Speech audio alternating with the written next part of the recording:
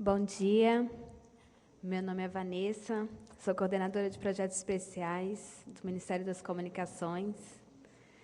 Agradeço a todos e a todas a presença aqui.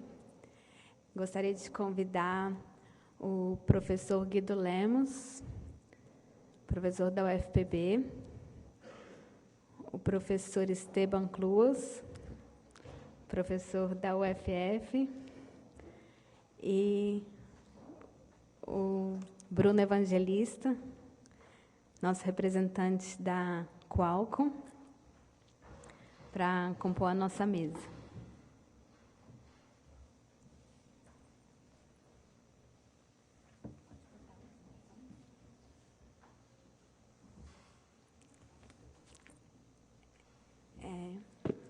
Eu vou falar rapidamente sobre as ações do Ministério de Fomento à Produção de Conteúdos Digitais Criativos. Em seguida, o professor Guido vai dar uma ênfase na parte de TV digital, o professor Esteban Cluas na parte de games, e o Bruno Evangelista vai falar das ações da Qualcomm no fomento, principalmente, à produção de apps nacionais.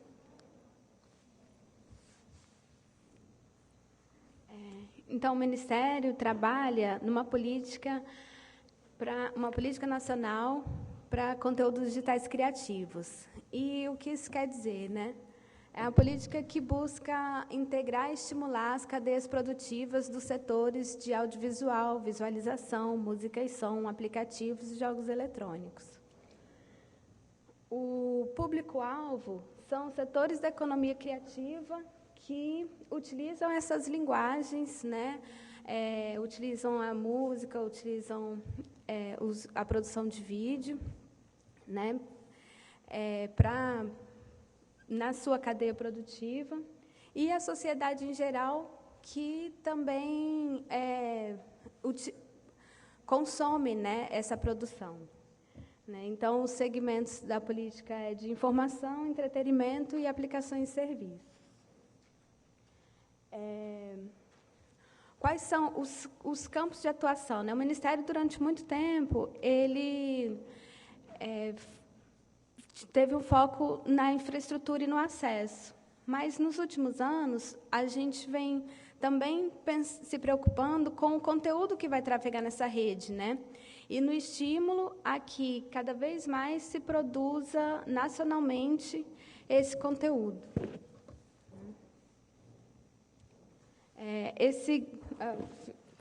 Por mudanças de versões, está meio desformatado aí, mas acho que mais ou menos dá para entender. Esse diagrama de Venn, ele diz como esses setores estão integrados, né? O setor de jogos, de audiovisual, de música e som, sempre há uma inter-relação entre eles, e a produção de um compõe a produção de outro. Por isso, também, o foco nosso, né, nesses setores. Com relação aos programas do Ministério, nós trabalhamos principalmente em 3 frentes. O programa Usinas Digitais, o Fomento a Aplicações e o programa Ginga Brasil. O programa Usinas Digitais, ele é um fomento a arranjos produtivos locais, né, que são o investimento em infraestruturas de laboratórios, estúdios render farms, estúdios de stop motion, de motion capture, que são um tipo de infraestrutura que um pequeno produtor não teria condições de arcar com aquela despesa, mas que você fazendo um convênio, em parceria com o poder público local, ele pode ser utilizado de forma compartilhada por diversos atores, né? E com isso, aumentar a produção de filmes, de vídeos, músicas, jogos aqui no Brasil. A outra linha é a linha de fomento a aplicações, que é o estímulo à produção nacional de aplicativos e jogos. E ela trabalha com 2 frentes. Na política de desoneração dos smartphones, que é uma política voltada uma ação voltada aos fabricantes, né? Quem teve os seus smartphones desonerados de tributos federais tem a obrigação de colocar alguns aplicativos nacionais embarcados ou em lojinhas nacionais nos seus smartphones. E a outra linha é o concurso Inoveps, é o nosso concurso de aplicativos, que teve sua primeira edição no ano passado. Por fim, o Ginga Brasil, que é o programa de estímulo à interatividade na TV digital, por meio do Middleware Ginga. No Fomento Aplicações, né, que eu estava dizendo, o concurso Inoveps, o ano passado, era um concurso para desenvolvimento de aplicativos e jogos de utilidade pública. Ele teve 2.464 inscrições, dos quais 865 foram projetos homologados e 50 premiados, 25 jogos e 25 aplicativos. Esses jogos foram desenvolvidos ao longo desse ano, já foram entregues a sua última versão e já estão disponíveis nas lojas da Apple Store, a Play Store, a loja do iOS, do Windows Phone, né? E se colocar ali a tagzinha Inoveps, vão aparecer diversos aplicativos. São aplicativos que vão estar também disponíveis na página de aplicativos do Governo Federal, aplicativos.gov.br, e vão ser deixados à disposição da sociedade para um uso gratuito por 2 anos. Na política de desoneração de smartphones, que eu já tinha comentado, já foram homologados pelo Ministério 555 aplicativos nacionais. O que são esses aplicativos? São aplicativos que os fabricantes adquiriram de desenvolvedores brasileiros, né, para colocar nas suas lojas. E o programa Ginga Brasil. Esse programa ele tem o objetivo de criar ações, ferramentas e serviços para facilitar a produção e o desenvolvimento, o armazenamento e o compartilhamento de disseminação de conteúdos e aplicações interativas, né, por meio do Middleware para TV digital, no padrão brasileiro, que é o Middleware Ginga. Nós tivemos um contrato com a Rede Nacional de Pesquisa, no valor de 5 milhões, onde já foram investidos para a capacitação de profissionais de TVs públicas, oferecimento de laboratórios de teste de conteúdos para essas TVs, né, para estimular que eles incluam na sua programação também aplicações interativas, a criação de um repositório público de conteúdos e a criação de uma infraestrutura pública e um serviço experimental de uma rede de distribuição de conteúdos. Essa foi a primeira parte do projeto, né? E agora, pode passar. Esse ano, com a evolução do projeto, se busca a evolução de cada uma dessas características que foram feitas no ano passado, né?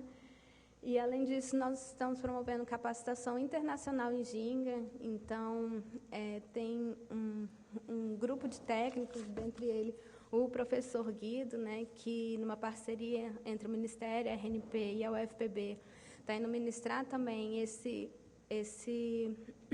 conteúdo, que é um conteúdo nacional, desenvolvimento brasileiro, para países que fizeram acordo de cooperação com o Brasil. Então, Uruguai, Peru, Chile e Equador. Além do incentivo ao desenvolvimento de aplicações interativas em conversas com todo o governo federal, que agora também vem nesse processo de desligamento, né, do sinal analógico para a TV digital, na possibilidade de oferta de serviços públicos por meio da televisão, né, porque uma das obrigações do Ministério, do Ministério e de todos os envolvidos no processo, é a distribuição de um conversor de sinal digital para a TV analógica para os beneficiários do Bolsa Família. Então, esses beneficiários já vão receber uma caixinha que pode ali ter embarcado ou que acessem em algum repositório serviços públicos diversos, né? E esse é mais ou menos um resuminho, né, das ações que nós estamos promovendo. O Ministério, nos últimos tempos, tem se preocupado muito com essa questão do conteúdo nacional, da produção local, porque o Brasil ele é um grande consumidor desse tipo de conteúdo, apesar de que a sua produção ainda está num ranking, né, numa escala bem mais baixa, em vários rankings de consumo. Ele é segundo, terceiro lugar para consumo de conteúdo de um modo geral, mas na produção ainda não. E o que a gente busca com essas ações é aumentar mesmo a produção e a projeção internacional no Brasil, né, para a produção de conteúdos. E aí, dando sequência a essas ações, nós já estamos para lançar a próxima versão do concurso de aplicativos. Aqueles que se interessarem, fiquem atentos à página do Ministério, nossa página institucional no Facebook, que está aí no forno o próximo edital, e também de usinas digitais para infraestrutura de arranjos produtivos locais de conteúdos. Obrigada.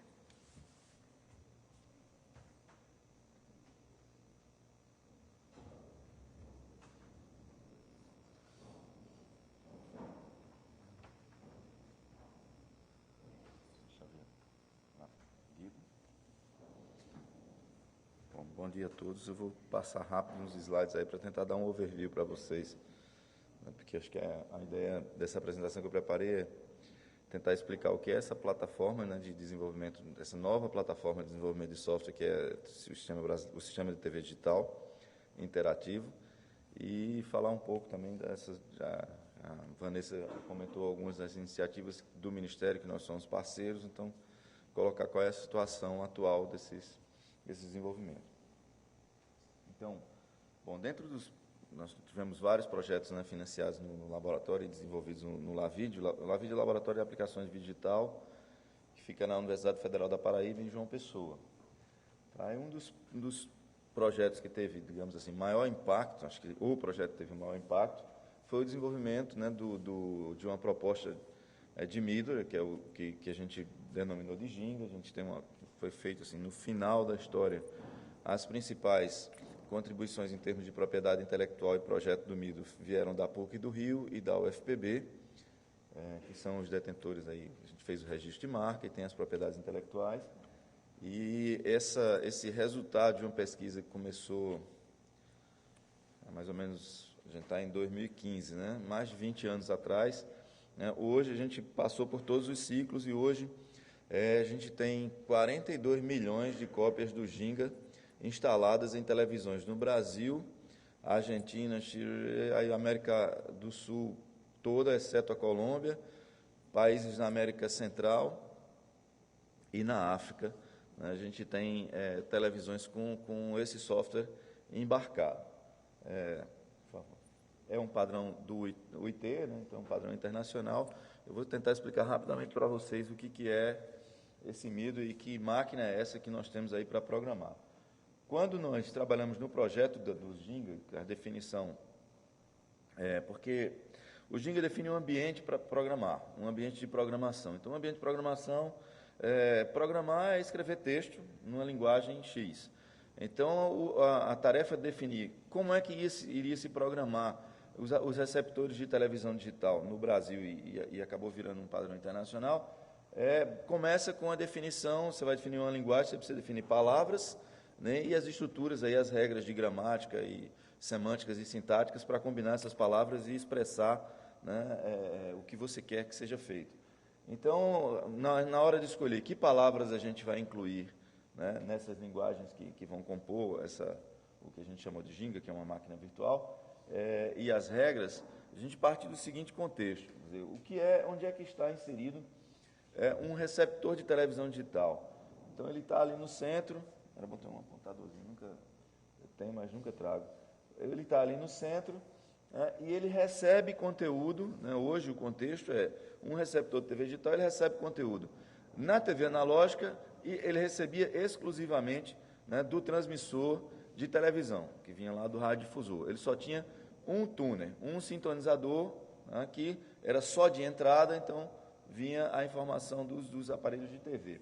Bom, e aí o modelo de negócio você tem uma concessão para explorar, por exemplo, aqui em Porto Alegre, sei lá, tem 15 canais, 20 canais, e você disputa a audiência do público, você tem um espaço na sala das pessoas, antigamente, agora está nos quartos, né, das pessoas também, você tem um espaço ali que esses 15, 20 provedores de conteúdo, ou radiodifusores, disputam, né, onde esses provedores disputam a atenção das pessoas e o negócio gira, né, vendendo essa audiência, enviando informações sobre produtos e serviços que precisam ser divulgados para quem mora na região que aquele radiodifusor cobre.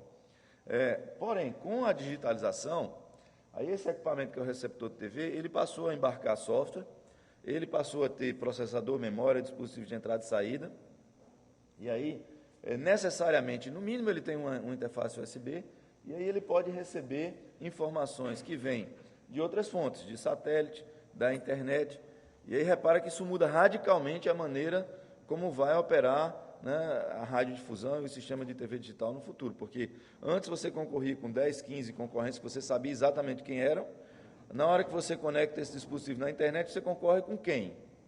Com o mundo inteiro, com qualquer pessoa em casa que faz um vídeo, joga no YouTube ou num site, qualquer distribuição de vídeo, que eventualmente vai ser acessado através desse dispositivo que é a TV.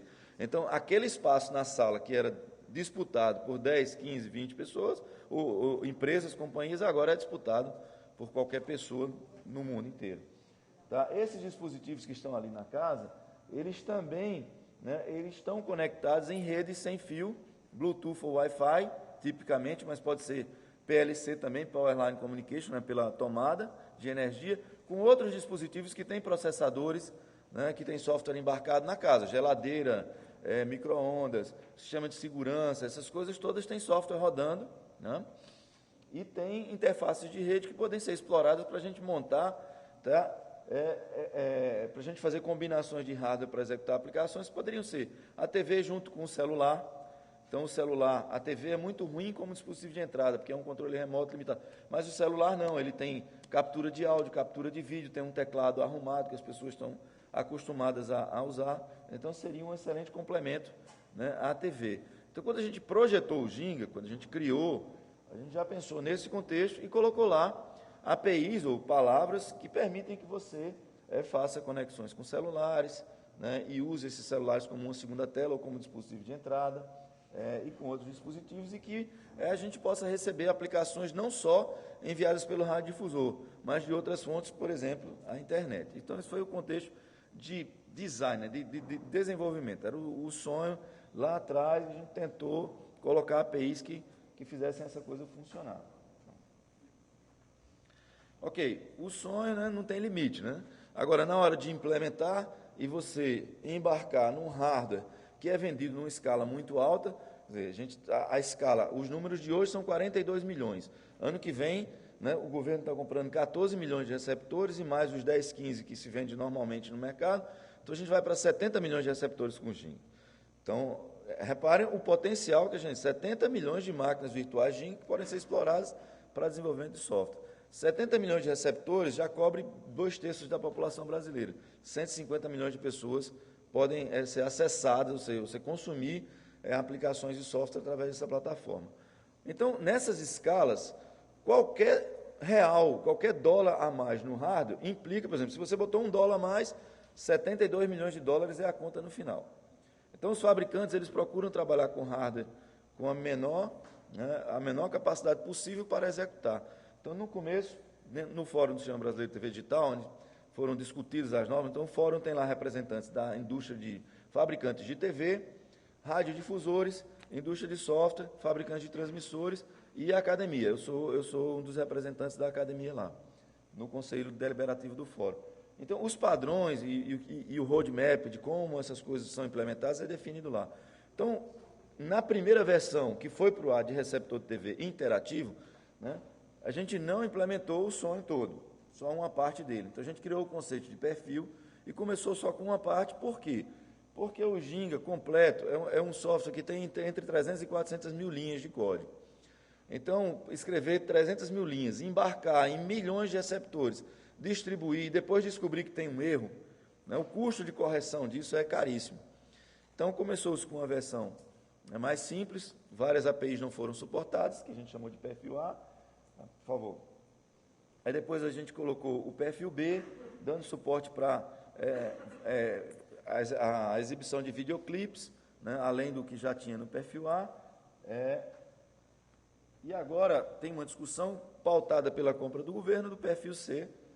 O perfil C do sonho tem suporte de múltiplos dispositivos, quer dizer, engrenar com celulares e outros elementos, e outras máquinas que estão ali na casa, e a JMF 2.1 para a gente poder fazer captura de áudio e vídeo desses dispositivos e usar essas informações nas aplicações. Mas o que a gente conseguiu realmente emplacar agora foi extensão de memória e canal de retorno, quer dizer, essas máquinas que o governo está comprando, que vão determinar o novo padrão de mercado, né, para as TVs que vão ser fabricadas a partir do ano que vem, ela vem com um dispositivo de armazenamento, né, você tem uma memória lá, e aí a gente vai poder agora mandar aplicações, gravar, essas aplicações ficam gravadas ali, tá? E depois eu vou explicar o que a gente consegue fazer com isso. Então, bom, o sistema de TV, o valor dele é que ele, né, manda informação para todas as pessoas, e é isso que sustenta o negócio. Quer dizer, o cara, a Rede Globo lá, ela cobra R$1 milhão por 10 segundos lá no Jornal Nacional, por exemplo. E isso paga a conta de manter a produção de conteúdo e a transmissão desse conteúdo para as pessoas que investem no receptor, basicamente. Então, vamos lá. Então, o cenário é que na sala você disputa a audiência das pessoas, antes, nesse dispositivo especificamente, que é o receptor de TV, que é a melhor tela da casa. Normalmente, é a maior e a melhor tela da casa. Então, as pessoas, quando querem assistir um audiovisual de qualidade, elas assistem na TV. E quem provia esse conteúdo eram os radiodifusores, por favor. Né? Só que quando digitaliza, aí você coloca aí, a transmissão deixa de ser do vídeo hard-coded no sinal e passa a ser de bits, né, codificados no sinal que você quer transmitir. Aí muda completamente, né, o que pode ser feito, por favor. Um impacto nos 6 MHz que eram usados para transmitir um vídeo Standard TV, com o padrão que a gente estava acostumado, a gente consegue, né, transmitir vídeo com pelo menos 6 vezes mais qualidade. Tá? Então, a gente manda vídeo de alta definição. Para vocês terem uma ideia, quem está indo assistir cinema digital hoje no Brasil, o cinema digitalizou, na grande maioria das salas, para 2K, que é 1.080 linhas por 2.048, 2.040 e alguma coisa, colunas. A gente está recebendo em nossa casa uma imagem com 1.080 linhas por 1.920 colunas. Praticamente cinema. O que está sendo projetado numa tela de cinema, certo? A gente está recebendo em casa e projetando numa tela menor. Mas a gente poderia estar projetando na parede e ia ter uma qualidade bem razoável. Tá, okay? Essa é uma maneira de explorar que não muda em nada o modelo antigo analógico. Continua mandando só vídeo, só que melhora a qualidade. Okay? Por exemplo, isso aqui é um vídeo, né? Tá, eu estou ali de lado, ali, isso é um vídeo 4K, mas o 2K é o que está sendo usado nos cinemas no Brasil. Outra alternativa é você, como eu tenho uma maior capacidade de transmissão, ao invés de transmitir um fluxo audiovisual, eu posso mandar vários, fazer multiprogramação. Então, algumas TVs públicas já estão explorando isso.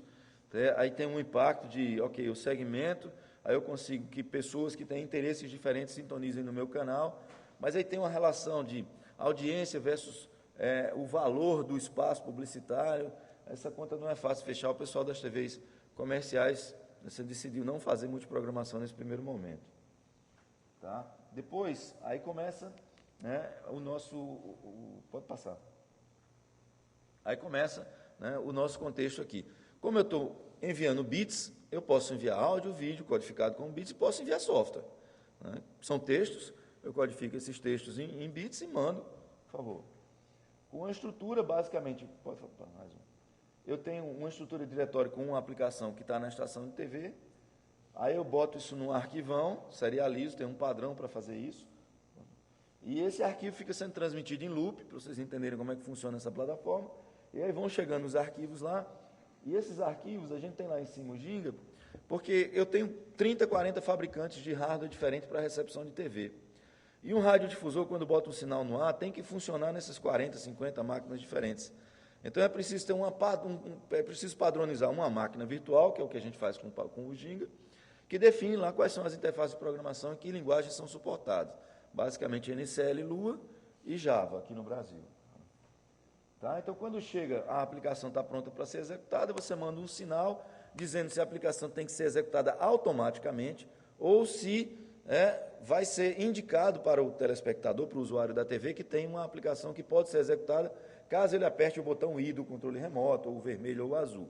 Então, tem essas duas formas. Repare que a gente tem a possibilidade de fazer o auto-start, certo? E aí, uma grande diferença de TV com internet. Na internet, você não consegue mandar uma coisa e executar na casa da pessoa automaticamente.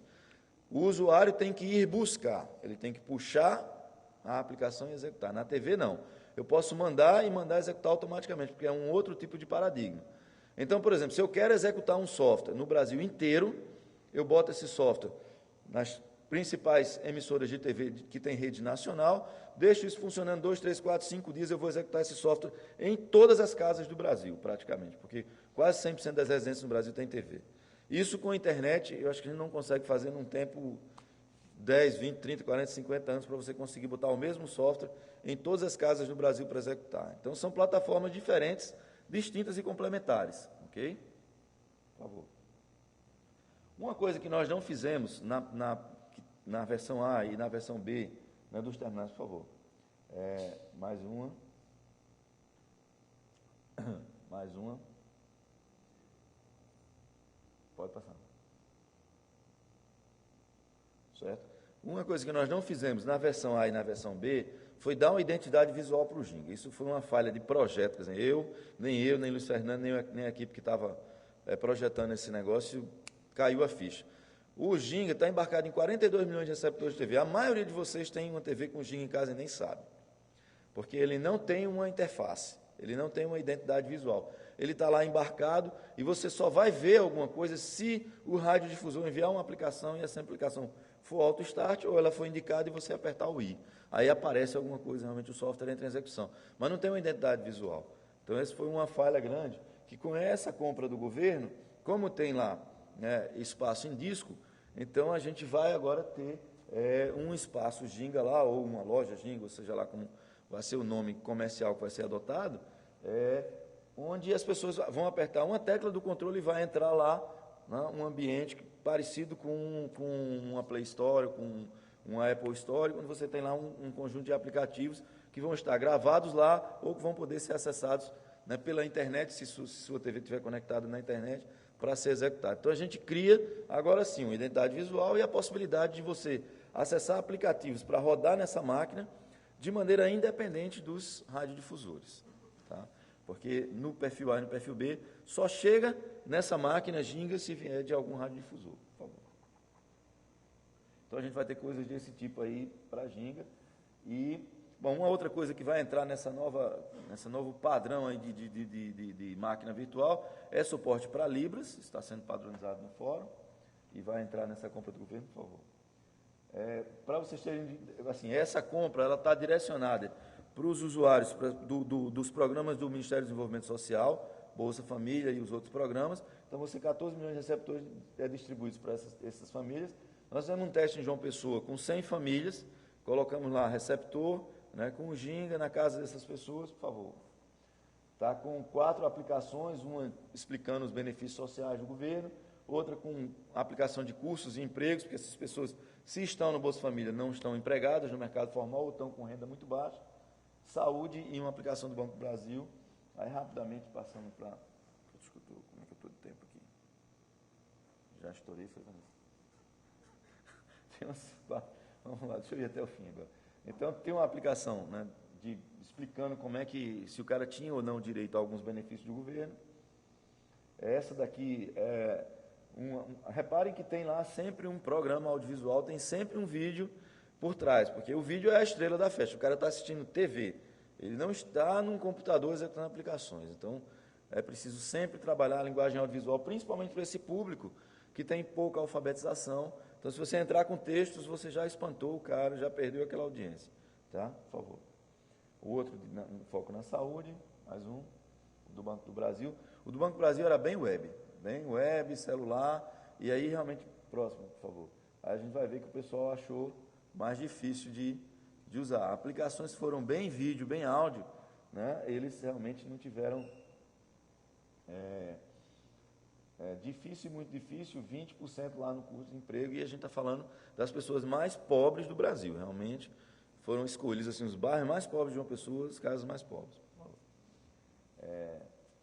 E a pesquisa feita pelo Banco Mundial, depois de 2 meses de transmissão, a gente realmente teve resultados muito legais, as pessoas realmente sentiram que esses serviços que foram oferecidos pela TV, né, esses serviços públicos, realmente trouxeram benefícios. Aí algumas frases que eles colocaram lá.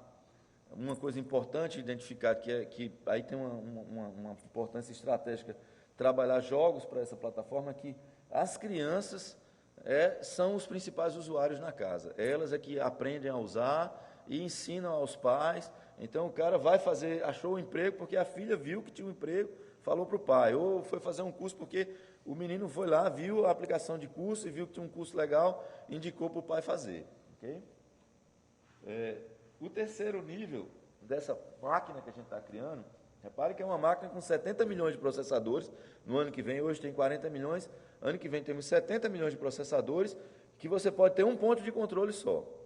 Então, isso é milhares de vezes maior, tem mais capacidade do que qualquer outra máquina que existe no mundo.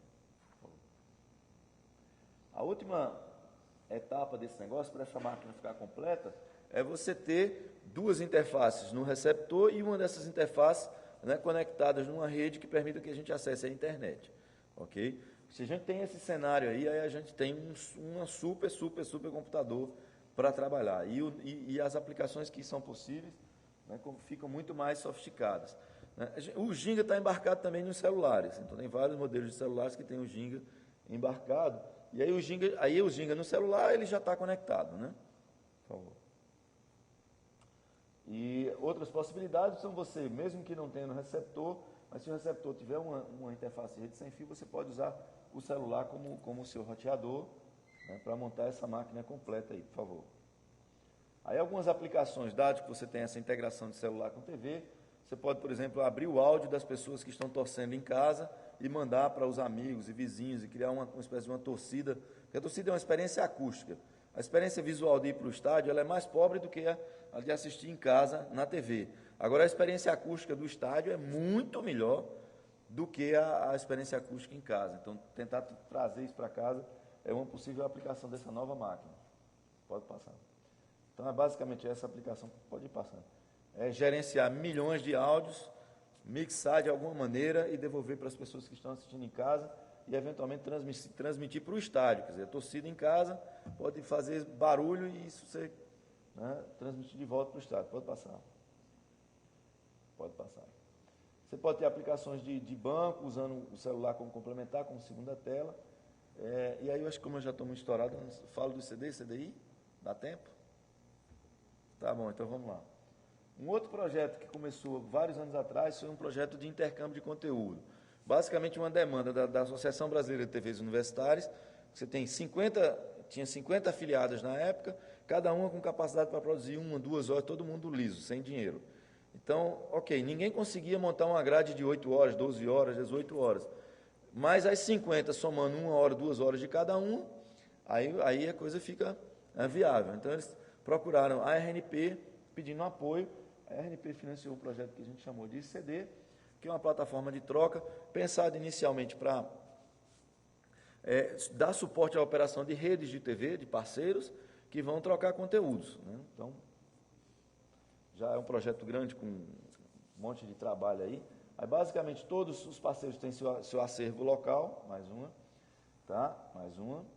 Aí, isso está ligado em rede, a gente prototipou com a rede da RNP, que é a rede IP. E aí, o que acontece? Todos os parceiros fazem oferta né? Agora oferecem descrições dos conteúdos que estão em seu acervo local para ser usado em outras instituições.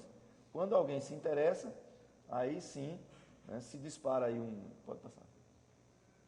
uma transferência de um conteúdo de um parceiro que vai ser usado para preencher a grade de programação daquela TV. Mais um. Bom, essa rede ICD já tem. Na verdade, começou com uma rede da BTU, e aí depois a gente percebeu que tem vários outros tipos de rede que podem ser montadas com esse mesmo princípio. Por exemplo, a rede de hospitais universitários. Então, eles têm um caráter específico, têm regras de troca que são distintas das regras de TVs universitárias. A rede de cinemas. Então, a gente está montando uma rede de cinemas conectados, que também tem regras próprias de troca de conteúdo e do conteúdo que vai ser intercambiado. Então, por exemplo, o ITVP é da TV Brasil. Pode passar. Aí, por exemplo, esse aí é o da rede de cinema. Tá? Tem um nó na Cinemateca. Aqui no Rio Grande do Sul, o cinema, eu não sei qual é o cinema aqui, mas está nessa rede também. Tem vários. A ideia é esse ano ir para 50 cinemas universitários. Bom, aí o Ministério, né, nesse programa Ginga Brasil, ele estimulou o seguinte: bom, o ICD viabilizava a troca de conteúdo audiovisual. Né, e essa iniciativa do Ministério, a gente foi feita uma versão nova do ICD, que a gente chamou de CDI, com suporte para intercâmbio de aplicações interativas. Quer dizer, aí você tem que combinar aí o audiovisual com o software. Por favor. Então, isso já está o Ministério, né, já botou no ar e tem saiu um edital complementar para 10 laboratórios associados a televisões públicas, né, que estão produzindo conteúdo, povoando, mas qualquer pessoa pode ir lá e colocar informações aqui.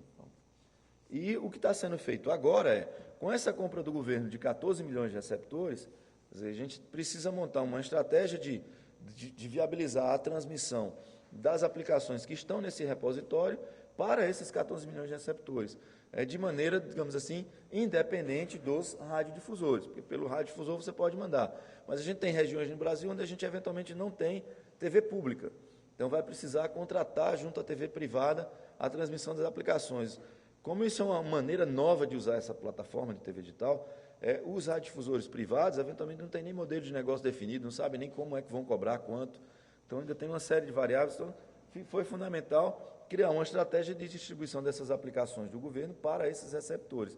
Então, foi feita uma API, REST, né, que vai ser publicada no site, para quem quiser desenvolver a aplicação, uma aplicação tipo loja, que vai lá buscar os aplicativos, vai estar padronizado, e aí uma prova de conceito de uma implementação de uma aplicação dessa de loja de aplicativos rodando já num receptor de TV digital, né, que está sendo preparado para concorrer aí para essa compra do governo. Bom, então, concluindo, nós temos hoje uma plataforma com 42 milhões de máquinas. Ano que vem essa plataforma vai para 72 milhões, e com uma coisa muito positiva, que foi essa ação do governo, de comprar 14 milhões de receptores, e como o governo está comprando e a escala é muito alta, então o governo está definindo o mercado. Então o governo disse: olha, eu quero armazenar aplicativos, eu quero buscar aplicativos na internet, eu quero que um aplicativo transmitido seja salvo, eu quero suporte para Libras. Tá? Então, tudo que entrou na compra do governo, os fabricantes estão reagindo e preparando o equipamento para atender, porque são 14 milhões de receptores, 1 bilhão e cacetada de reais. Então, para nós que estamos desenvolvendo software, agora sim a coisa começa a clarear, porque independente das plataformas comerciais, tem essa coisa do governo, né? Tem o portal aí que já é uma entrada para as aplicações chegarem nesses 14 milhões de receptores. Então, em linhas gerais, era isso. Obrigado pela atenção.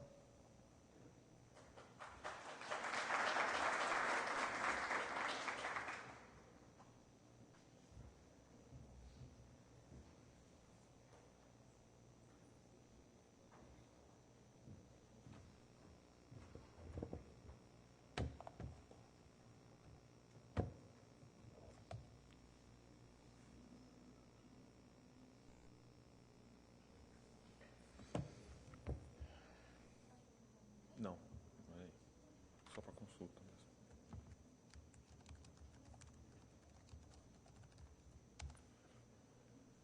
mesmo. Bom dia a todos. Meu nome é Bruno Evangelista.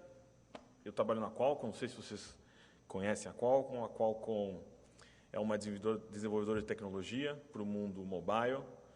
A gente desenvolve padrões de comunicação sem fio, de dados, o que a gente conhece hoje muito como 3G e 4G.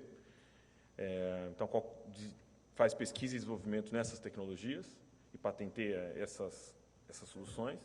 E a gente também tem uma unidade que comercializa processadores para dispositivos móveis, tablets ou smartphones. Provavelmente vocês todos são nossos clientes aqui nessa sala. Tá?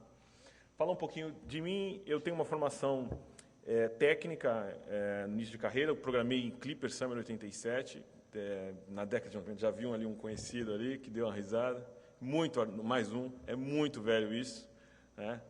E depois eu acabei migrando para uma área mais comercial, mais de arquitetura de software, e hoje estou aqui no mundo mobile, nessa área chamada ecossistema. A gente não planta árvore, mas a gente tem uma analogia com isso aí, que é realmente... Eu vou explicar para vocês mais para frente como as coisas se conectam. Tá? Então, vamos lá. Nós temos 3 pilares. Primeiro, perdão para a apresentação em inglês. A gente, por ser uma empresa americana, a gente tem que fazer as apresentações em inglês. Então, a gente tem 3 pilares, que é o que a gente chama de Perfecting, que é a parte de laboratório de aplicativos, que eu vou explicar para vocês, diferenciação e monetização. Tá? Vamos fazer o primeiro slide, que é a parte de Perfecting aqui. Qual é a ação que a Qualcomm faz na parte de laboratórios? Quando a gente olha o mercado brasileiro, a gente percebe que a gente tem um público muito empreendedor, muito criativo, mas algumas vezes a gente peca na execução, né? E aí, o que a gente quer, falando diretamente ao assunto, a gente está discutindo aqui maturidade do código que é desenvolvido e publicado nas Apple Stores ou Play Stores da vida.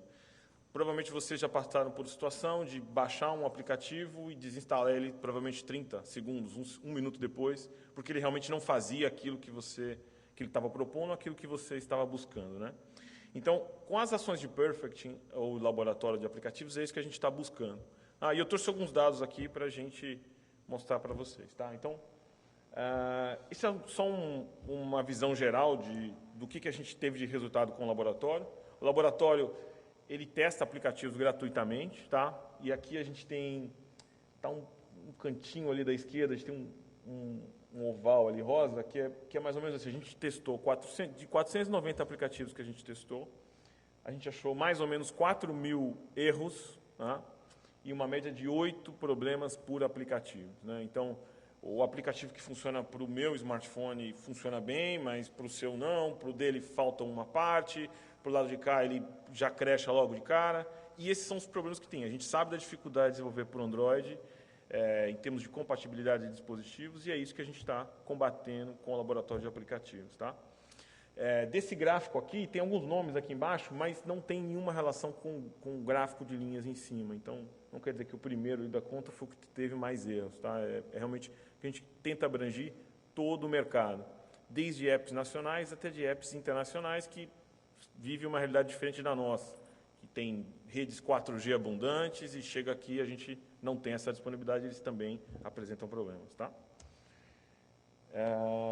Aqui a gente fala um pouquinho dos tipos de erros que a gente encontra. Então, o que aparece mais ali é um defeito de funcionalidade, né? Então, mas basicamente 1/3 dos aplicativos baixados eles têm alguma funcionalidade que não funciona em praticamente todos os smartphones. Não quer dizer que o seu vai funcionar muito bem e o outro não vai, é um pouco daquilo que a gente comentei aqui no início.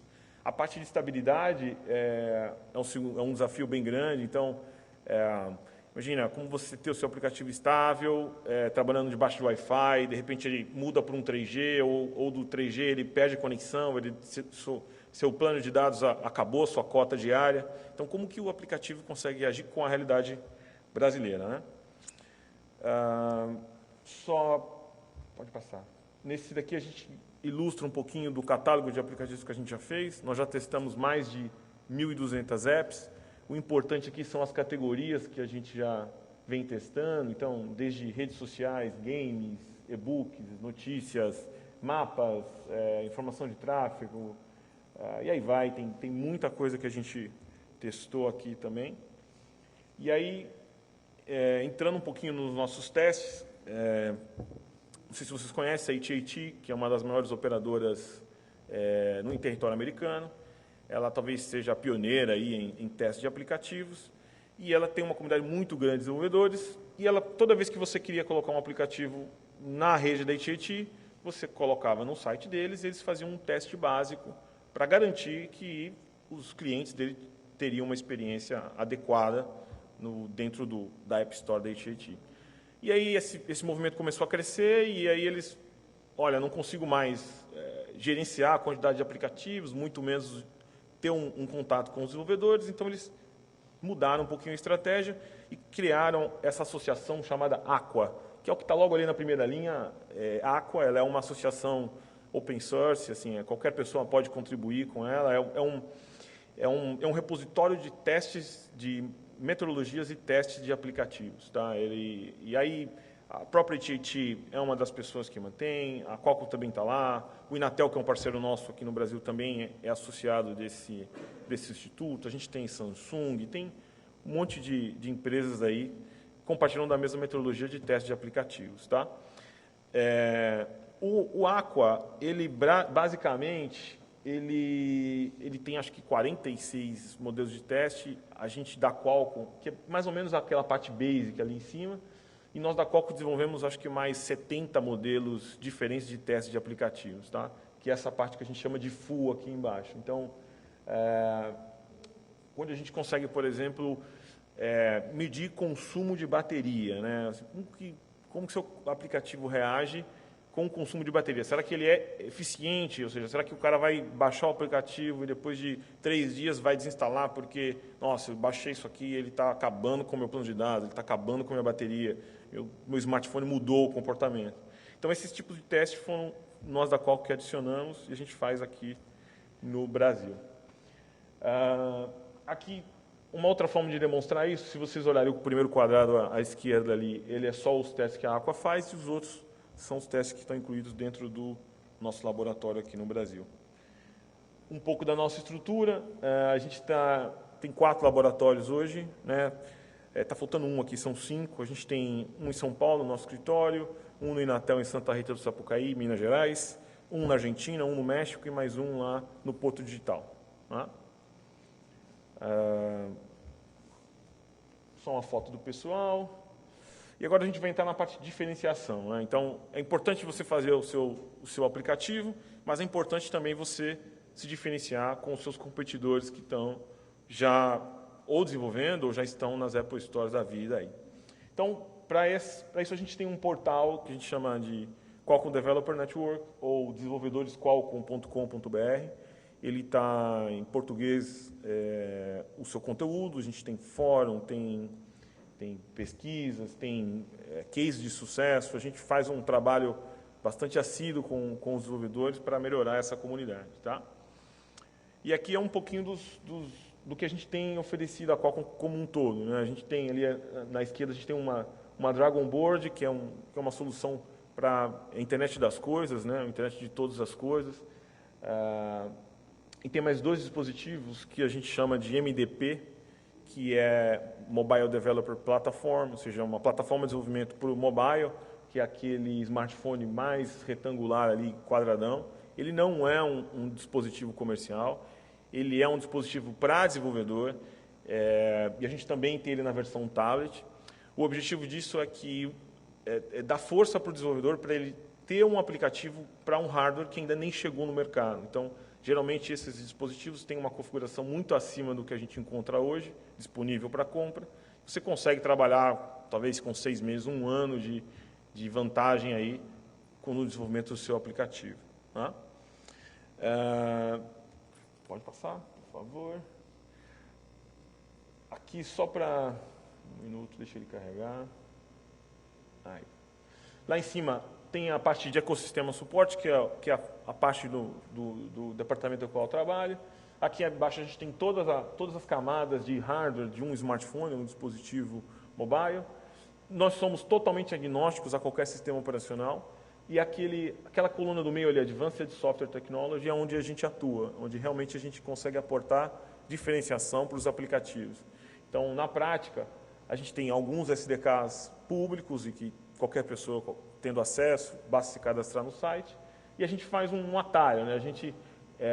Quando a gente fala ali de localização, a gente pula a camada do sistema operacional e consegue trazer recursos diretamente no hardware, e aí que traz a diferenciação para o seu dispositivo. Então, um exemplo prático, sei lá, seu smartphone, você tem um aplicativo, você usou a API padrão Android, ele demora, sei lá, 15 segundos para achar a sua localização, usando uma tecnologia da qual pode chegar a 2, 3 segundos, e isso, obviamente, é um ganho para a experiência do consumidor.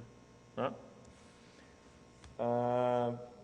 É isso que a gente quer, ou seja, conseguir estabelecer umas experiências melhores nos smartphones ou dispositivos móveis. Tá?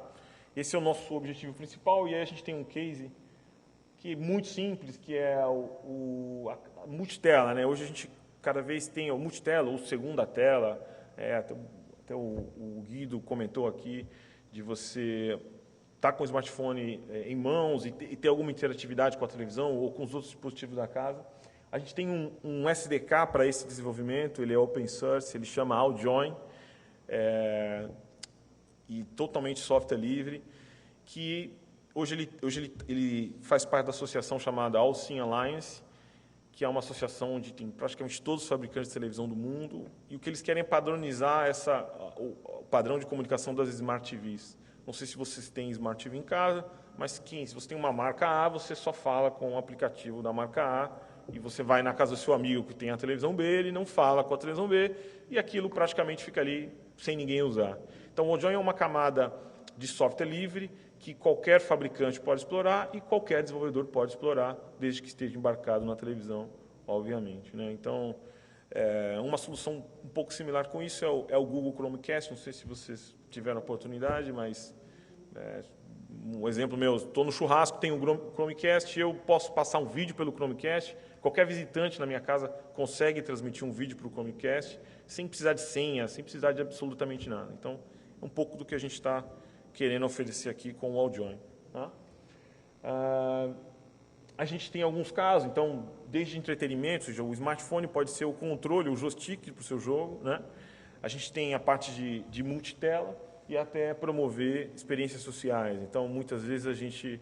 Um exemplo nosso aqui, todo mundo provavelmente aqui tem um smartphone, mas o único jeito, ou os dois únicos jeitos da gente se falar, seria através do 3G ou 4G, isso todo mundo tem, mas um segundo método seria através se todo mundo estivesse conectado no Wi-Fi, e o AllJoyn permite que a gente não use nenhum dos dois e fale com todo mundo aqui, ponto a ponto. Então, eu consigo falar com qualquer pessoa em termos de aplicativo, né?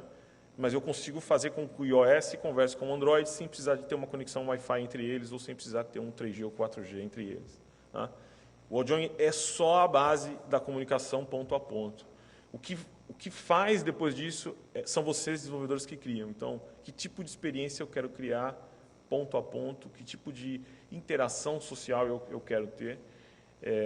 E esse é o objetivo do AllJoyn, quebrar essa barreira do sistema operacional, quebrar essa barreira da marca A com a marca B e criar uma experiência universal para diversos sistemas operacionais. Falar um pouquinho aqui de realidade aumentada.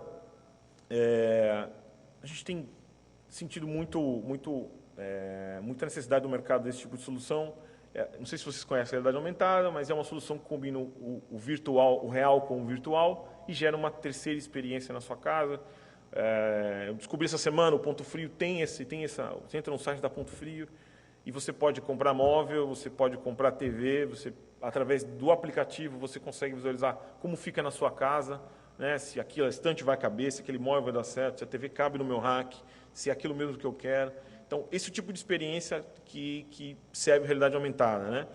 Esse é um caso muito bom que ele faz a conexão entre você da sua casa e efetivamente uma venda. Né? Você algumas vezes desiste de comprar um produto porque você quer ir na loja e vê-lo e conhecê-lo, e talvez com esse tipo de experiência você consiga quebrar essa barreira. A gente tem casos também de experiência simples, né? Mas que, através do desenvolvimento de aplicativo de realidade aumentada, geraram uma série de vendas, que é um caso de um band-aid interativo. Esse é um caso dos Estados Unidos que eu posso comentar, que ele tinha a Vila Sésamo, então ele, além de ter aqueles band-aids que a gente tem aqui também, com personagens, né, ele comprava, obviamente, o band-aid, baixava a app no celular e ele saía uma animação a partir daquele band-aid, né? Então, esgotou, é um negócio muito simples, mas um negócio que teve um retorno de venda muito legal para a band-aid nos Estados Unidos. Tá? Próximo slide, por favor. Aqui está o nosso site, se vocês recomendo vocês a visitá-lo, se cadastrarem lá. E aí aqui é um pouquinho onde a coisa começa a juntar, né? Então a gente trouxe o laboratório de aplicativos para melhorar o código, trouxe recursos de hardware e software para melhorar seu aplicativo, e aqui a gente começa a fazer o que a gente chama de matchmaking, ou seja, levar bons desenvolvedores para os fabricantes, desde uma televisão, de um set-top box, de um smartphone, e vice-versa. Então, eles também têm demandas, eles também precisam de desenvolvedores, e é para isso que a gente está aqui. Tá? Próximo slide, por favor. Aí eu trouxe alguns exemplos do que a gente já fez. Tá? Então, esse aqui é um aplicativo que não está disponível no Google Play ou nenhuma App Store, ele chama Remote Play. A ideia é bem similar àquele do churrasco, todo mundo tem música no seu celular, mas todo mundo fica preso a alguma conexão de fio ou alguma situação de interação. Com esse aplicativo, a ideia é que eu possa fazer o streaming entre dispositivos, né, sem ferir direitos da música, nem nada, e passar isso num único display, ou num único som, enfim. Você consegue compartilhar as músicas de diversas pessoas que estão no mesmo ambiente. Tá? Criar playlists. O próximo slide que a gente tem aqui foi um experimento que a gente fez aqui no Brasil também, que a gente chama de Smart Wall, na verdade é um video wall de smartphones. A gente usou a mesma tecnologia Wall Join para conectar esses 16 smartphones aqui. Eles são idênticos porque a gente pegou um vídeo que a gente tem lá do dragãozinho, né, e fez ele passar nos 16 smartphones. Então tem 16 smartphones, você monta ele até 5x5, ou qualquer formato que você quiser, você cria um video wall. E o vídeo é qualquer vídeo, né?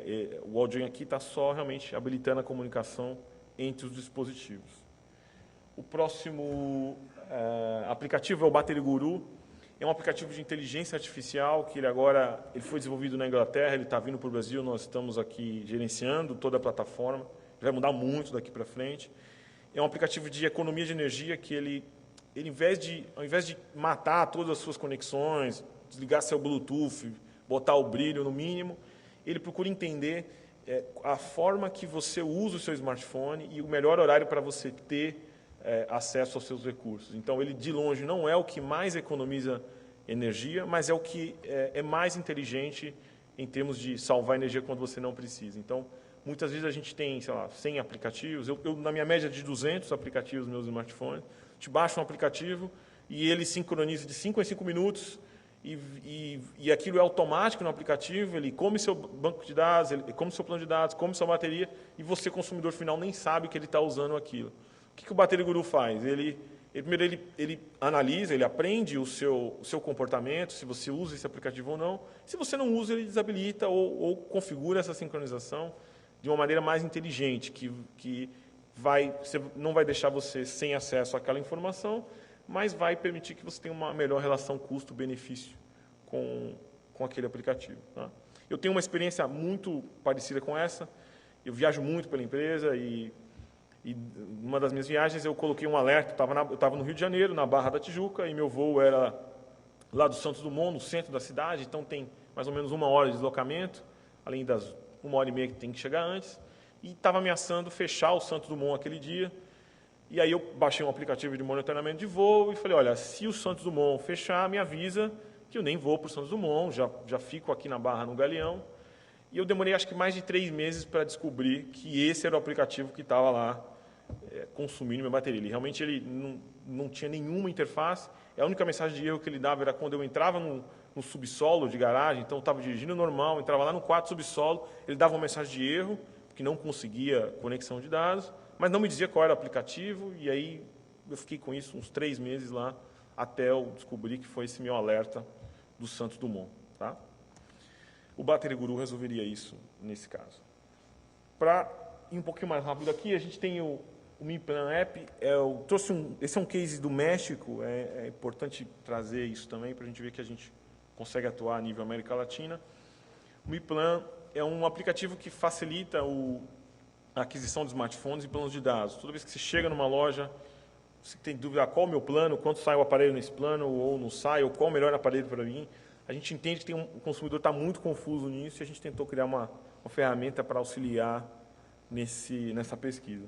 Ele também usa realidade aumentada, ele também reconhece o dispositivo, eu quero esse aparelho, né? Eu não quero o Moto X com 4G, Dual SIM, eu não tenho essa especificação, eu sei que eu gostei dele visualmente, então o aplicativo reconhece o aparelho e oferece as ofertas de acordo com a sua escolha.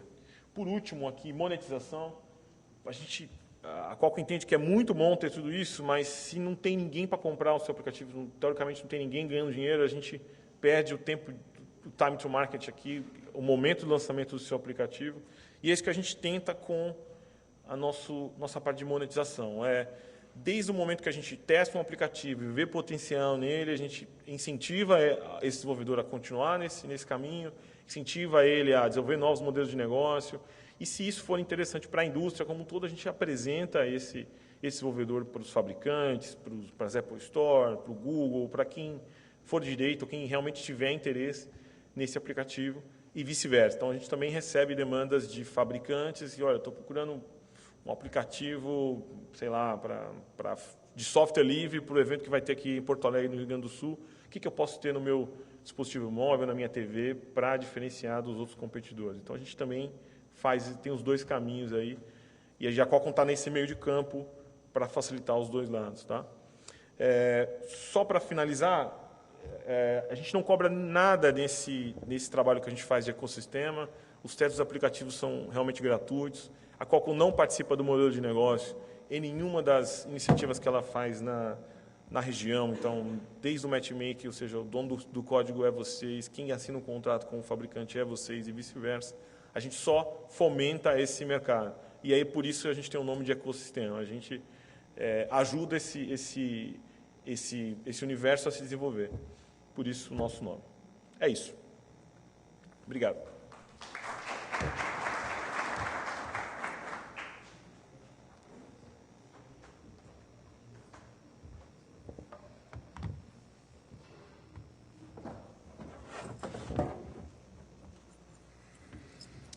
Bom, sou o último aqui, vamos correr um pouquinho para não estourar o tempo. Até você me avisa aí se eu começar, assim, prometo ser bem rapidinho. Bem, gostaria de agradecer o convite pela organização do evento e ao pessoal do Ministério de Comunicações. Vou falar um pouquinho sobre o ecossistema hoje nacional para a produção e desenvolvimento de games. Estamos num momento bem interessante, cheio de oportunidades e várias coisas aí efervescendo. Bem, eu sou o professor Esteban, na Universidade Federal Fluminense. Nós temos lá um Media Lab, um laboratório grande para produção e desenvolvimento de games. Somos lá também um centro da NVIDIA para desenvolvimento. Mas vamos lá. Os games eles exercem hoje na indústria de desenvolvimento de software um papel muito importante. Segundo uma pesquisa da Newzoo, que é uma agência grande de pesquisas na área de entretenimento, aproximadamente em 2014, 68% dos downloads das diversas Apple Stores, Google Play, etc., foram games. O tráfego de download de aplicativos hoje, assim, predominantemente, é de games. No momento que, vou comentar algumas coisas que vão acontecer no futuro, mas isso nos traz uma observação bem importante, que, por um lado, se a aquisição de games é maciça, é muito grande. Nós hoje, na última estatística feita em 2014 para a GDC, que é a Game Developer Conference, nós temos aproximadamente uma produção mensal de 600 a 800 games no mundo. Por outro lado, isso está provocando uma revolução muito grande nos modelos de negócios, no modelo de aquisição, nos modelos de produção. No passado, nós tínhamos um cenário que se caracterizava da seguinte forma. As ferramentas de desenvolvimento de games eram caras. Eu me lembro, quando eu comecei a trabalhar com games, que o engine do Unreal custava de 100 a 120 mil dólares para você comprá-lo. A produção de assets, que são os modelos 3D, as texturas, os objetos, os cenários que você vai criar nos jogos, também era caríssimo produzi-los. Normalmente você gastava uma boa fortuna com artistas para desenvolver esses recursos. Publicar, então, era um horror. Os publishers eram vistos por nós que trabalhávamos nessa época com games como o diabo, mais ou menos, certo? E isso mudou bastante. E marketing, por outro lado, era uma característica que não existia, porque as publicadoras é que tomavam conta do marketing. Hoje, nós temos uma mudança muito drástica no cenário. As ferramentas de desenvolvimento são muito baratas, se não de graça. A produção de assets se tornou, de recursos para os jogos, de modelos, etc., de qualquer coisa que você vai usar para o jogo, se tornou algo relativamente barato. Publicar se tornou de graça. Steam, Google Play, etc., não cobram praticamente nada para você publicar. E marketing é uma incógnita. Esse é o grande problema hoje, na verdade. Então, nós tínhamos que, no passado, você tinha que ser amigo dos publishers. Se eu era amigo dos publishers, então eu tinha um bom relacionamento com as publicadoras, era o meu caminho.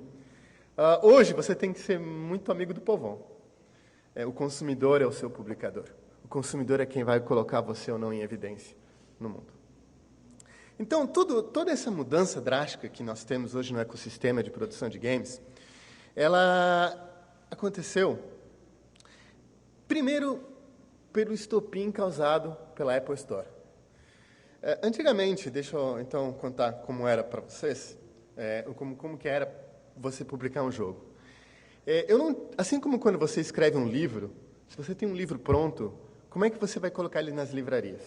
Só tem um jeito, você tem que se associar a uma editora. Você tem que vender os direitos autorais do seu jogo para a editora, e a editora que vai se encarregar lá de distribuir seu livro pelas diversas livrarias do país ou do mundo. A mesma coisa acontecia com games. Você tem um game pronto, você não tinha como colocar ele no mercado. Você não podia sair por aí na rua distribuindo, compre meu CD aqui do jogo. Na verdade, você precisava vender o seu jogo para uma publicadora, que se encarregava, então, de fazer toda a distribuição nacional, mundial ou regional. Tem um pinguim lá na porta. Saiu o pinguim. Bom, então,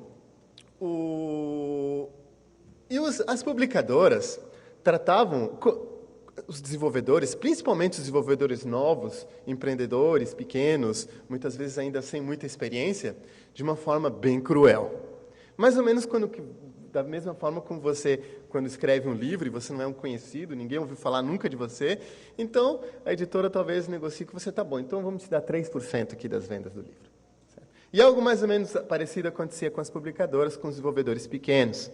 Eu me lembro, nessa época, a gente fez um jogo para uma empresa X aí, e, nossa, eles, a duras penas, negociaram com a gente de nos dar 5% das vendas daquele jogo. Uma miséria, certo? Bom, com a chegada da Apple Store, todo esse cenário mudou. A partir desse momento, eu pude colocar meu jogo, e se ele for bom, as pessoas começam a baixá-lo, comprá-lo, acessá-lo, sem o intermediário da publicadora. Evidentemente que o sucesso foi tanto que houve várias outras empresas seguiram esse mesmo modelo, a Google, a Microsoft, não só a nível de celulares, mas hoje todos os consoles trabalham com lojas dessa mesma forma, e também esse mercado transpôs o mercado de consoles e mobiles, e hoje a maior venda de jogos para PC é o Steam. Certo? E nós temos um Steam brasileiro também, que é o Nuvem. Então, esse modelo de negócios teve uma quebra muito grande no paradigma, no ecossistema de produção de games. Já não era tão relevante eu ser amiguinho da publicadora X ou Y, ou eu ser bem relacionado no meio das publicadoras. A partir desse momento, eu tinha que ser bem relacionado com o povão, com o público, consumidor. Então, se antigamente quem cuidava da minha distribuição eram as publicadoras, a partir desse momento é você mesmo que se encarrega da distribuição e da publicação dos seus jogos através desse ecossistema. Bom, então o que aconteceu foi o seguinte. Está acontecendo, neste momento, o que nós estamos chamando, dentro da área de games, da revolução dos indies. Vou contar um fato engraçado. No Canadá, especificamente em Vancouver, é uma cidade onde se produz muito videogame. Lá tem as grandes publicadoras, Electronic Arts, a Ubisoft, tem grandes estúdios lá, tem um prédio, 2.000 pessoas lá só produzindo jogos, um prédio gigante. E lá sempre predominou essas grandes publicadoras, jogos patrocinados, financiados por grandes publicadoras. E devido a esse boom, essa quebra de modelo de negócio que está acontecendo, o Canadá, especificamente essas regiões que financiaram muito para a entrada dessas publicadoras, está sofrendo porque os indies, eles não moram em nenhum lugar, ou, se você preferir, eles moram em todos os lugares. Certo? E, então, essa regionalização, de você ter lugares onde se caracterizava, tem uma grande produção de jogos em função da presença física das publicadoras, ela se quebrou, e hoje os indies são os grandes, são os que estão predominando no mercado. E os indies têm uma característica muito importante. Hoje nós estimamos, essa semana nós organizamos um evento chamado BIG, Brazil's Independent Game Festival, que acabou na terça-feira, teve em São Paulo e no Rio de Janeiro. E uma das discussões muito grandes é que os indies hoje, quanto de produção de games no mundo hoje vem dos indies, dos desenvolvedores independentes? Estima-se que pelo menos 80%, o que é bastante. Então, o que caracteriza o desenvolvedor independente? Tem algumas características muito importantes que estão trazendo aí alguns impactos para o nosso mercado. Uma primeira característica é que o desenvolvedor independente é desconectado de qualquer compromisso que você possa vir a ter em relação à indústria.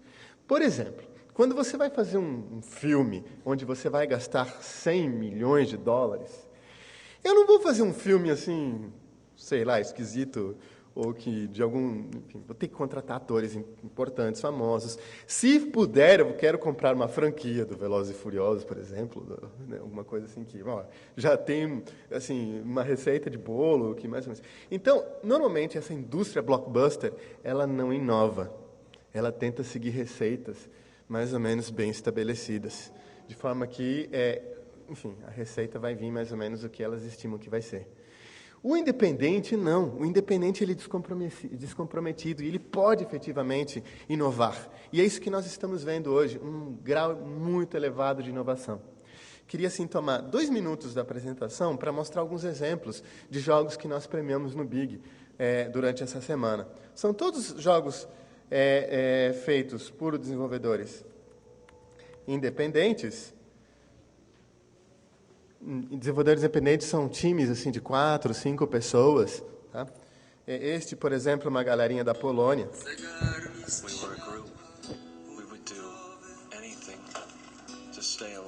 Um jogo fantástico, que você jamais encontraria ele publicado pela Electronic Arts, por exemplo.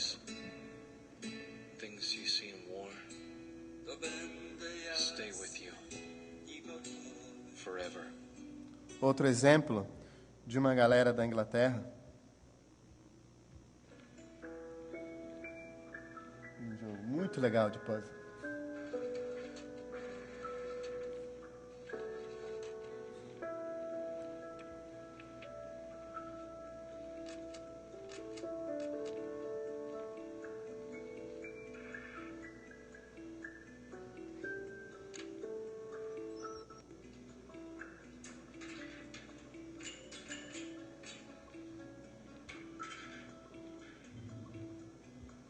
Outro exemplo de uns estudantes da DigiPen, que é uma escola de games em Seattle.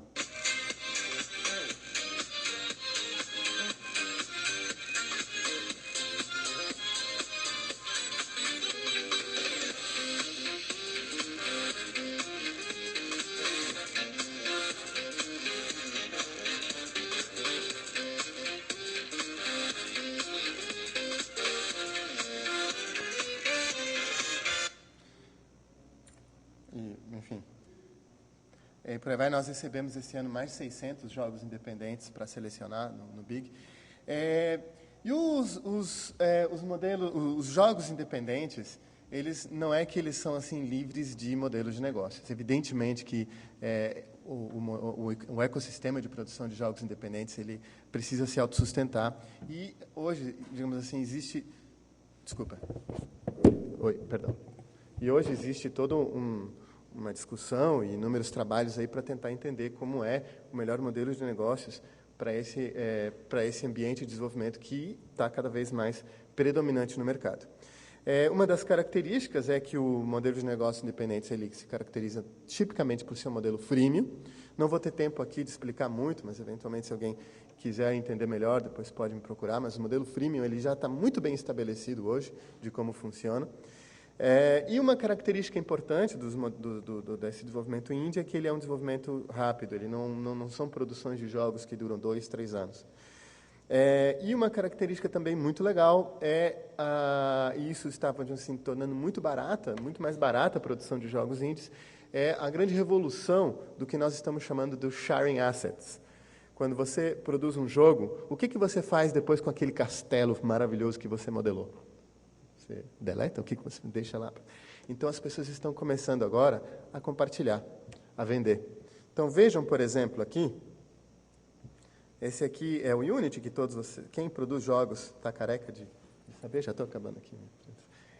Mas, por exemplo, esse aqui é uma loja onde a cada minuto estão chegando centenas de assets. Por exemplo, agora chegou esse tubarão aqui que custa... O cara usou em algum lugar e agora está vendendo por $5. Mas, então, assim, a gente vê, aqui tem um personagem muito bacana e é free, não sei o que, alguém botou lá. Nós temos uma empresa incubada no nosso laboratório, por exemplo, que vive de venda de assets, certo? Para o mercado de jogos. Isso torna que o desenvolvedor de jogos ele encontra praticamente tudo o que ele precisa em termos assim de, pelo menos os assets mais básicos para a produção do seu jogo já pronta. E isso barateia bastante a produção e o tempo do seu desenvolvimento. Bom, só para terminar então, agora estamos passado aí da hora, se antigamente comprar um jogo, podíamos dizer que era uma transação, hoje em função desse novo modelo de negócio, desse novo ecossistema, ele se transformou numa relação com os seus usuários, com os seus consumidores. E assim como qualquer relação, um cliente e usuário, e não é uma relação mais cliente-publicadora, um precisa entender muito bem o outro, você precisa entender muito bem como agradar seu usuário, você tem que ganhar a confiança do seu usuário. E aí, algumas características muito importantes, eu vou aqui me adiantar um pouquinho, mas uma das principais características hoje para você ter o seu jogo dentro desse ecossistema maciçamente divulgado, publicado, você tem que ganhar estrelinhas. No final das contas, hoje, boa parte do seu modelo de negócios é como é que eu ganho estrelinhas. E vocês todos devem ter já usado algum aplicativo onde, de repente, por favor, me dê umas estrelinhas se você gostou de mim. Tá? Então, a gente vai lá. E, na verdade, as estrelinhas funcionam como um sistema de peso, onde essas estrelinhas vão te dar mais evidência ou menos evidência dentro de todo esse ecossistema de distribuição digital. E aí nós temos um modelo hoje muito bem estabelecido, não vou ter tempo aqui de falar muito para vocês, que é o ARM, que hoje em dia mais importante na produção dos jogos é a aquisição, ou seja, como é que eu faço que as pessoas adquiram o meu jogo, para depois pensar na retenção, para muito depois, em terceiro lugar, pensar na monetização. Antigamente era o contrário, né? Era a monetização primeiro. Bom, então aqui existem vários modelos de negócios que os desenvolvedores independentes podem seguir, devem seguir. Não vou ter muito tempo para falar.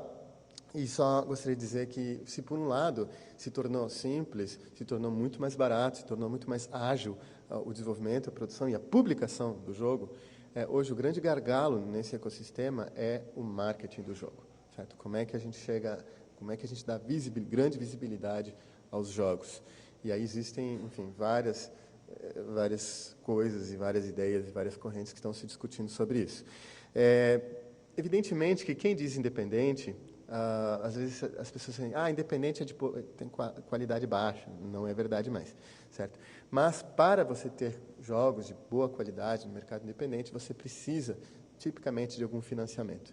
Tá? Então, só que a grande vantagem é que hoje o financiamento ele pode ir 100% para o desenvolvimento. Por isso é muito importante você ter venture capitals, você ter editais, como, por exemplo, Inova Apps, para você ter qualidade na produção que você está criando. Eu acho, na minha opinião, que nós vamos poder nos orgulhar daqui a alguns poucos anos do Brasil como um grande desenvolvedor independente de jogos. Nós temos muita criatividade, nós sempre tivemos uma grande falta da presença de publicadoras grandes no Brasil, presentes no Brasil. Isso foi realmente uma das características assim, de nós não termos grandes estúdios aqui hoje. No entanto, com essa revolução, com essa mudança de modelo de negócio, de visão da distribuição de jogos, o Brasil pode vir a se tornar uma referência em termos assim de produção independente. Mas, para isso, nós precisamos de recursos, nós precisamos de investimentos. Acho que acabou meu tempo, eu ia só falar aqui sobre algumas coisas sobre o futuro, inclusive que envolvem a mudança aí desse paradigma. Eu não vou ter tempo de falar muito, mas eu só queria comentar de uma característica do futuro. Eu estava falando a gente estava numa reunião, num evento aí de jogos na GDC, no início do ano, e um CTO da Sony falou uma coisa muito interessante. Como é que vai ser o PlayStation 5? E, segundo esse CTO da Sony, o PlayStation 5, o PlayStation 4, que é o que nós temos hoje, vai ser o último que você comprou na Best Buy. Best Buy é lojas americanas lá dos Estados Unidos. Então, o PlayStation 4 vai ser o último que nós vamos comprar ele nas lojas americanas. Segundo a Sony, o PlayStation 5 em diante seriam todos nas nuvens. Na verdade, o PlayStation Now já se diz que vai ser o PlayStation 5. E o PlayStation Now é um serviço nas nuvens, onde você não tem mais necessidade do hardware, certo? E, evidentemente, que está se tratando várias questões aí referentes ao streaming e tal, mas existem soluções, por exemplo, a NVIDIA está construindo os maiores clusters de GPUs virtuais para ser usado aí para esse ecossistema que está vindo com força. O Shield é um exemplo aí interessante que usa esse conceito. Tá? Enfim, mas todos os consoles já estão preparados para esse ecossistema. O PlayStation 4, você consegue jogar jogos do PlayStation 4 através do seu Vita, certo? Então, por um streaming de rede local. E outra revolução que está acontecendo também é a revolução do 3D. Eu estava dando uma entrevista justamente anteontem, e me disse assim, o que você acha que vai ser os jogos no futuro? Eu falei assim, no futuro, eu acho que assim como hoje, você entra num ônibus, é incrível, né? Você entra num ônibus, você está em qualquer fila, assim, sei lá, pelo menos 50% das pessoas estão com o seu celular na mão, assim. Eu acho que daqui a uns 5, 6 anos, nós vamos ter, assim, todo mundo com seu capacete, assim. Eu não estou exagerando, certo? Pela grande proliferação que isso vai vir a trazer, nós vamos ter a partir em dezembro, a Sony vai começar a vender o Morpheus, né, que é o capacete dela para PlayStation, e mais ou menos nessa mesma data, todas as grandes fabricantes, HTC, a Samsung, enfim, devem lançar aí também para o público, porque para os desenvolvedores eles já lançaram esses seus capacetes. Isso, sem sombra de dúvida, vai revolucionar todo o ecossistema e a produção de jogos, certo? Na minha opinião. Obrigado.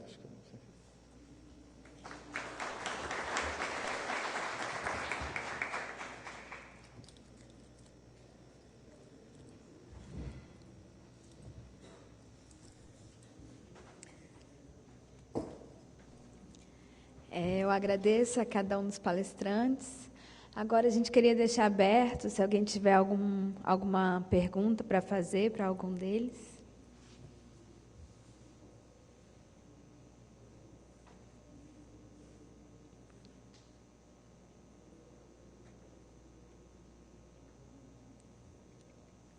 Um de cada vez. Pode também. Tem um microfone aí na mesa.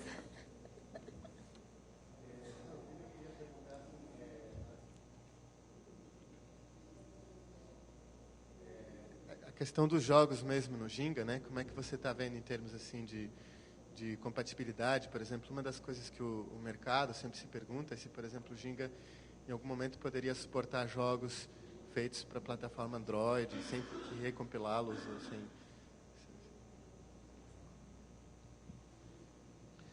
Bom, a plataforma de TV, ela tem uma característica diferente do modelo dos jogos aqui. Nos jogos, os fabricantes de consoles e coisas, eles não economizam no hardware. Pelo contrário, tem uma disputa para oferecer o máximo possível de hardware. E para a TV, a lógica é o contrário. É um negócio estranho para caramba. Assim, a disputa é oferecer o menos possível. Então, isso é uma coisa que assim, gera uma incompatibilidade com a maneira normal de fazer os jogos. Se você vai fazer jogos para a TV, quem tentou fica meio decepcionado no início, porque você tem muita limitação de recursos. Então, os jogos que eu acho que, assim, a minha intuição é que o caminho é tentar explorar coisas antigas. E por aqueles joguinhos mais, agora... Uma convergência do processador dos Smart TVs com os processadores dos smartphones, em termos assim, até termos uma capacidade mais ou menos parecida entre Smart TVs e smartphones? Assim, até agora, o que eu observo é que os celulares eles estão evoluindo muito mais rápido e oferecem, e tem essa lógica de oferecer processadores mais potentes, mais memória, e na TV é sempre oferecer o mínimo possível. Então, se você olhar, realmente, as aplicações da TV têm um outro tipo de característica. Não sei se isso muda no futuro, tá? Porque aí tem uma coisa que é o seguinte, é até a questão do futuro da própria TV, né, como ela existe hoje. Nos Estados Unidos, isso é uma coisa que está acontecendo na Europa também, as pessoas, quando... a primeira casa das pessoas, a primeira casa, você vai estudar, vai para a faculdade, vai para não sei para onde, aí você alugou o seu primeiro apartamento. Como é que você consome vídeo nesse primeiro apartamento? Então, a grande maioria consome através do console de games. Tá? Então, isso é uma ameaça enorme para trás, porque o cara entra, bota o console de games, aí, que é o que ele leva da casa dele. Tá? Meu filho, no quarto dele, tem lá o PlayStation 4 dele lá. A minha filha tem o outro PlayStation, não sei o quê, no quarto dela. Então, quando eles se mudarem, eles vão levar aquilo. E aí eles não assinam TV a cabo, eles não botam nem antena de TV aberta. Ele bota o console de game, joga, e o vídeo que ele quer consumir, ele consome por ali, baixa da internet e assiste o filme, série, etc. Então, nesse cenário, né, que as pessoas vão, que eventualmente esses consoles de game, essas interfaces vão ocupar esse espaço da melhor tela da casa, cada vez mais, aí tem um outro tipo de fusão, mas do jeito que está hoje, assim, o que eu observei nos últimos anos é que a lógica é de sempre ter a plataforma menor possível para oferecer o serviço.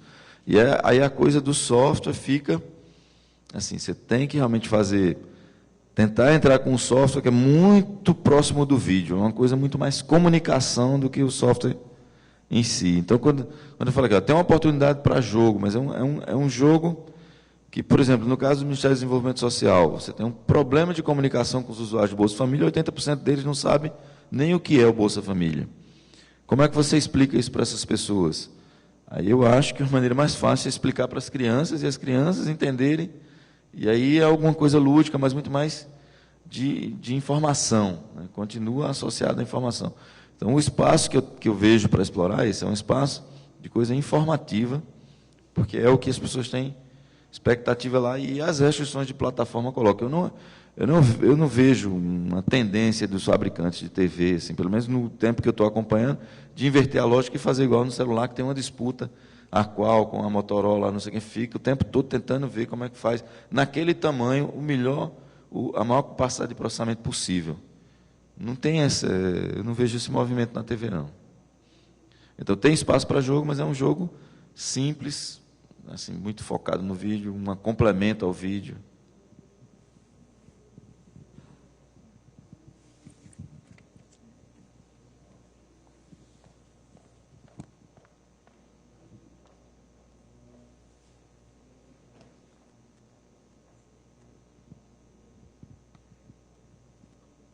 O último palestrante agora, tu falou dos jogos indie internacionalmente. O que tu acha dos jogos indie no Brasil?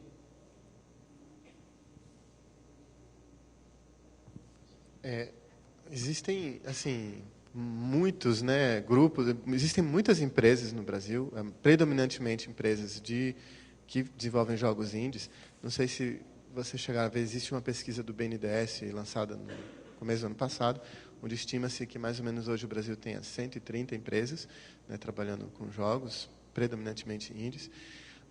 Agora, o indie é muito difícil de você medir, porque você tem, às vezes, aí, aqui na PUC, eu sei que tem um monte de gente, então tem, até porque tem o curso aí, né? E aí é difícil, ele não precisa ser uma empresa para ser um grupo de desenvolvimento indie. Nós temos visto aí no Brasil um crescimento bastante grande assim na participação de festivais ao redor do mundo, né? E esse ano mesmo, né, teve uma participação bastante grande na IGF, assim, de submissões brasileiras. Então, infelizmente, nós estamos assim, nós estamos, por termos uma cultura muito pouco estabelecida em relação a grandes publicadoras, o grande gargalo dos indies no Brasil é uma falta muito grande de conhecimento do mercado e dos modelos de negócios. Tanto é assim que tem várias iniciativas do Sebrae, a Firjan, no Rio de Janeiro, por exemplo, para tentar formar e um pouco melhor do ponto de vista de modelo de negócios aos desenvolvedores independentes. E agora, existem muitos, quando você entra no mundo aí, você pega os capítulos de GDA que tem no Brasil, que você descobre uma quantidade muito grande de jogos assim, de muita qualidade. Então, é muito mesmo. Tô falando. Tenho 2 ex-alunos que anteontem tiveram seu jogo indie aceito para o Xbox. E eles são 3 ex-alunos que se juntaram um ano atrás, fizeram seu jogo, e um jogo de altíssima qualidade. Muitas vezes você pode até já ter jogado jogos brasileiros, é que às vezes a gente não sabe de que país é o jogo, entende? E a gente não vê muita proveniência do jogo. Mas tem uma grande quantidade de jogos brasileiros aí em todas as lojas virtuais, né? A Steam já está com... a gente fez essa pergunta para o cara lá na GDC, ele falou que ele achava que tinha mais de 100 jogos já brasileiros no Steam, né?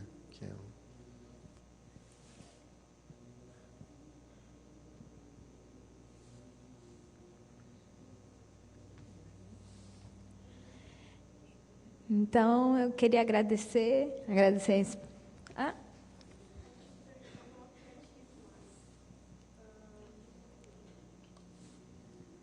A Qualcomm faz testes de aplicativos gratuitamente, né?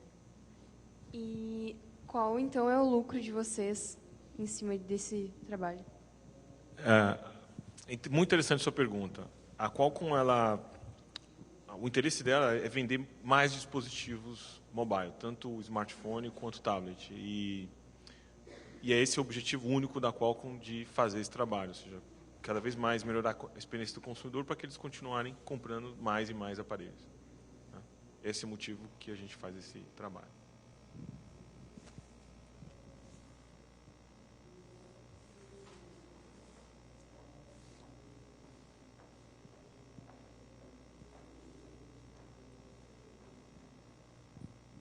Oi, bom dia.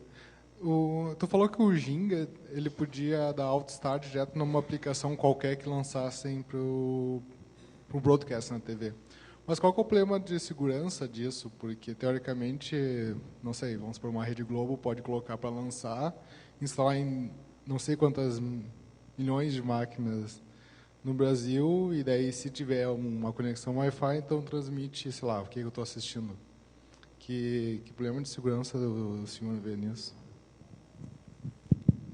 Bom, do ponto de vista de segurança, quer dizer, o que a plataforma oferece é uma segurança equivalente à da internet. São os mesmos mecanismos, né, de assinatura, de criptografia, etc.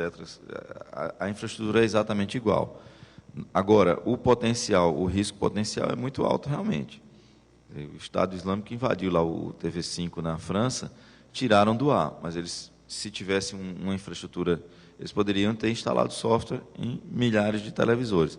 Agora, comparando com a internet, então, tudo que uma emissora de TV vai colocar no ar, fazendo um paralelo com o conteúdo audiovisual, eles são responsáveis, na verdade, corresponsáveis. Quer dizer, o autor de um conteúdo, ele é o responsável, né, do que ele fez lá, mas quando uma emissora de TV pega aquele conteúdo e publica e transmite, ela se torna responsável também. Então, se tem algum conteúdo impróprio ali, ela responde.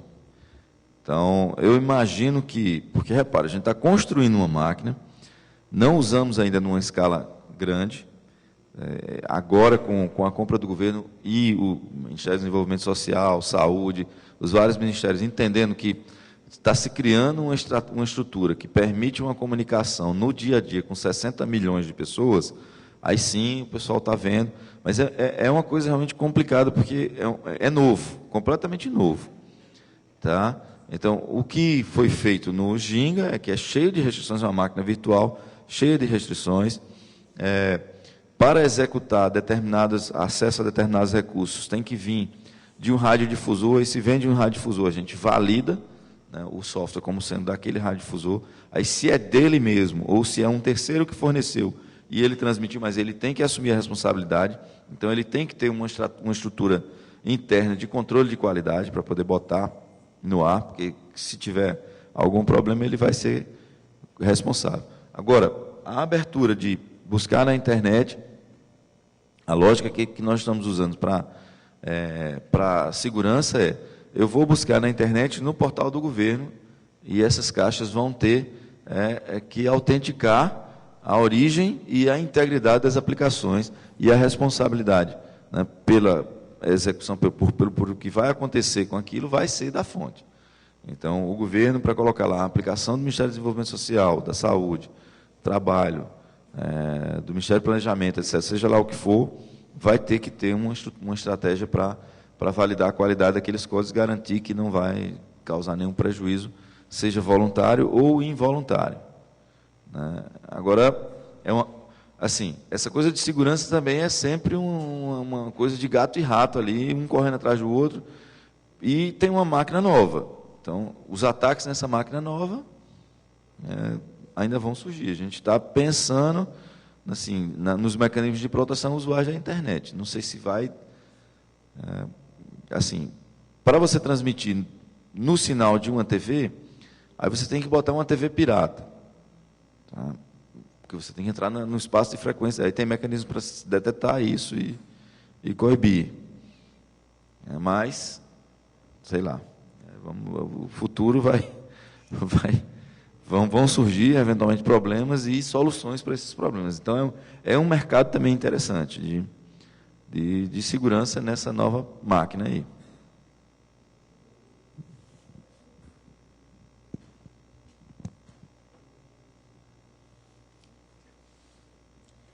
Bom, eu queria agradecer, um agradecimento especial para cada um dos palestrantes, que com relação a fomento e produção de conteúdos aqui no Brasil, a gente conseguiu botar aqui na mesa, acho que de cada um daqueles pilares que eu citei no início aqui da nossa mesa, né? O professor Guido é um grande parceiro do Ministério no programa Ginga Brasil, né? E nesse processo de transição da TV analógica para a TV digital. O Bruno Evangelista, que é representante da Qualcomm, a Qualcomm é parceira nossa lá no Porto Digital, que tem um laboratório de certificação de aplicativos, né, para uso gratuito ali da comunidade, que está vinculada ao nosso programa Usinas Digitais.